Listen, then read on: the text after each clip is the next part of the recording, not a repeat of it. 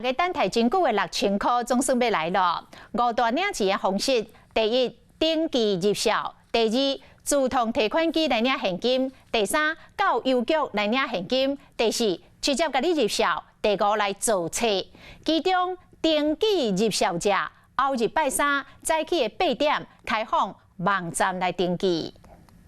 政府破发的6000现金，总算是要发放啊！啊，毋过送会当领，要安怎领，就惊民众有傻傻。财政部20号公布对上架领的方式，基本上有户籍的国民、有居留许可的国民会当领，有永久居留许可的外国人、本国国民的牵手，佮有国外派驻人员，拢总会当领。为着要避免系统太条例，发放的方式总共有5种。领取的时间其实也蛮充裕的哈，最起码有6个月以上。做了登记以后，你就没有办法在其他的管道再领取了。好，你如果去其他管道领取，系统会帮你挡掉，所以不太会发生说你在登记入账这边已经登记完，然后你又要去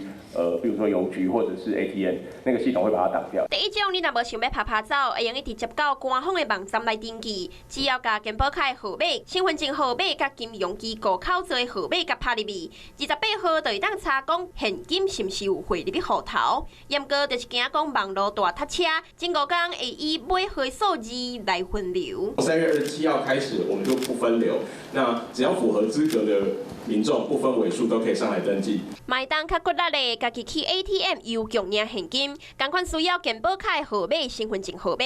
邮局领现金爱记载健保卡。针对有咧领补助或者是年金的对象，现金会直接入去口座，包括有咧领劳保年金或者是国民年金等等补助的民众。啊，若住伫偏乡地区的国民，因为无 ATM 或者是邮局，就会当到当地派出所登记来做册。因为都刚出生嘛，可能都还没办这个户籍登记嘛，哈，所以我们说他起领的时间，我们会给他再延1个月，就是到第2年，也就是到明年1月底以前，啊，所以对新生儿来讲，他领取时间更长。另外，财政部嘛提醒，网络顶端出现着真济不明的网站，请民众一定爱细腻，唔通登记错误，领袂到现金，等到把家己的资料泄露出去。嗨，我是庄宇杰，想要看到更多的新闻内容吗？赶快订阅华视新闻的 YouTube 频道，并且开启小铃铛，跟着宇杰一起看新闻吧。